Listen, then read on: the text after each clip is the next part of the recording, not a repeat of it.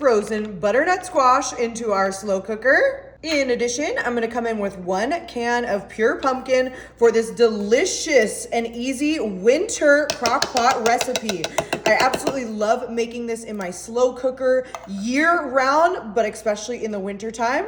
I also have 1 whole white onion that I diced up super finely. You could also do a shallot here. You could do a red onion, but I really enjoyed that white onion with our pumpkin and our butternut squash.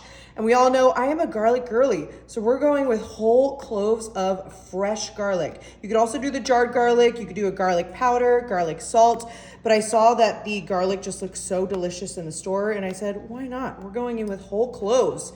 It smells absolutely amazing with that onion. And then to add a little bit of nuttiness, I'm also gonna be coming in with just some walnuts. You could also do a pumpkin seed or a pistachio, even a hazelnut, but maybe about a 1/4 cup of those walnuts into our slow cooker with all of our yummy ingredients. I have some chopped parsley for some fresh greenery. I'm gonna go in with this entire container of that chopped parsley. Don't be shy, crock pots are big. You need lots of flavors, lots of big, bold flavors. Of course, we're gonna go in with some veggie stock. I'm gonna keep this a vegetarian dish, but you could do a chicken, you could do a beef, you could do a bone, and you could also add protein. You could add some bacon to this or some Canadian ham, but I love just a good, hearty crock pot recipe once it starts getting nice and cold out. So I'm going with that entire container of our veggie stock right into our slow cooker. And then to make everything super creamy and delicious, I have some heavy whipping cream. I have about half this container, so I would say maybe about a cup to a cup and a half, depending on how creamy you want this. But I'm just going in and making sure that we get that all incorporated into our slow cooker before we go in with a stick. Yes, a whole stick of salted butter, because I love butter and butter makes everything better. I have some fresh ground pepper as well. You can feel free to season this however you like, but I'm gonna go pretty heavy with our seasoning. So I have that fresh ground pepper, and then of course more garlic, because we all know I am a garlic girly. Make sure we get all of our parsley in there. Again, you could do garlic salt if you wanted, but the more the merrier of that garlic, because I just love me some garlic. And then I think one of my favorite things to add with anything fall or winter is just some nutmeg. So just a touch of that, because it is a stronger seasoning, but just a touch goes a long way. And then I'm gonna add some paprika. You could also do a smoked paprika. You could do a chili powder even.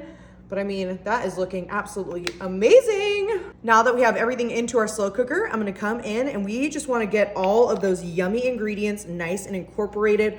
Look at all of our nuts, our butternut squash. You could obviously do a fresh butternut squash, but I went to the grocery store and they didn't look too great, so I decided to do a frozen. And I mean, the frozen, especially the organic, is just as good, and it'll actually cook faster.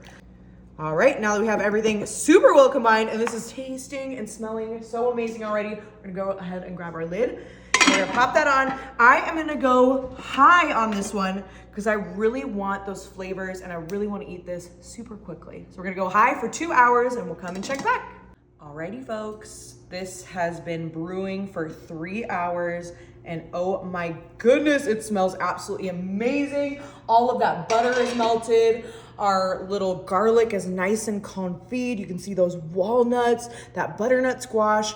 But I bet you're thinking, why does it look like that? We're gonna come in with our immersion blender. And what I'm gonna do is get that nice and blend it up for a delicious slow cooker butternut squash soup. Remember, we have those walnuts in there, all that garlic, that onion. Oh my gosh, if you could smell this right now, it is smelling so delicious. Remember, we have that heavy cream as well. So we'll go ahead and get this nice and blended together till it is soupy, creamy, and delicious. Oh, she is ready, folks. If you don't have an immersion blender, you could also just use like a blender, but immersion blender just makes this super amazing and it's quick. All right, moment of truth. I have my ladle, of course. I mean, oh, look at that. The consistency is absolutely amazing too. I love a good butternut squash soup. Oh, I mean, look at all that greenery too. And it just smells so fragrant. Oh, If you have extra heavy whipping cream, you can obviously do a little touch of that right on top of your bowl, or you could do some cheese or even some pumpkin seeds, I think would be delicious. But remember, we added those walnuts for a little nutty taste. Oh, I think even like a little bit of feta cheese or some goat cheese would be delicious. Oh, she's really, really hot though. All right, moment of truth. Oh my gosh, that is like winter in a bowl. You have to try this immediately. Oh, she's